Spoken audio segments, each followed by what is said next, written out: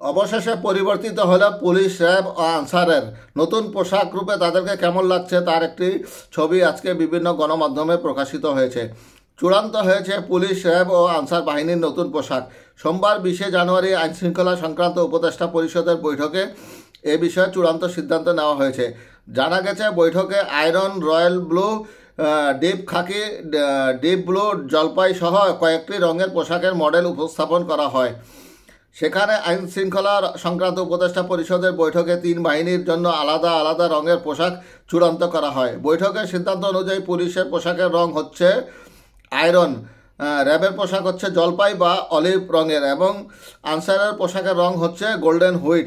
পোশাক পরিবর্তনের কারণ হিসেবে স্বরাষ্ট্র মন্ত্রণালয় উপদেষ্টা লেফটেন্যান্ট জেনারেল অবসরপ্রাপ্ত মোহাম্মদ জাহাঙ্গীর আলম বলেন, এসব সদস্যদের মানসিকতার পরিবর্তন করতেই পোশাকের পরিবর্তন করা হচ্ছে। মনোবল বৃদ্ধি ও দুর্নীতি বিরোধ সহ নানান বিষয়কে গুরুত্ব দেওয়া হয়েছে। নতুন পোশাকে বড় ধরনের অর্থ সংকুলন হবে কিনা সাংবাদিকদের এমন প্রশ্নের জবাবে তিনি বলেন, এ ধরনের কিছু হবে না। নিয়মিত এসব বাহিনীর সদস্যদের নতুন পোশাক তৈরি হচ্ছে।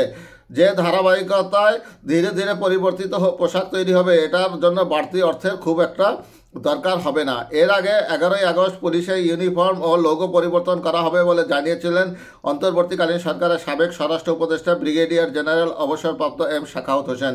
তিনি বলেন, পুলিশের ইউনিফর্ম, লোগো সব পরিবর্তন করা হবে। অনেকের মন ভেঙে গেছে, এই ইউনিফর্ম পরে পুলিশ আর কাজ করতে চাইছে না। খুব দ্রুতই তা পরিবর্তন করা হবে। এসব বিষয়ে মন্ত্রিসভার বৈঠকে আলোচনার পর সিদ্ধান্ত নেওয়া হবে। তিনি আরও বলেন, পুলিশ কমিশন হওয়া উচিত।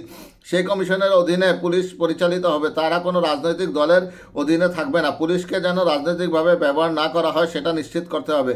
পরে 12ই আগস্ট পুলিশের ইউনিফর্ম ও লোগো পরিবর্তনের বিষয়ে একটি কমিটি গঠন করা হয়।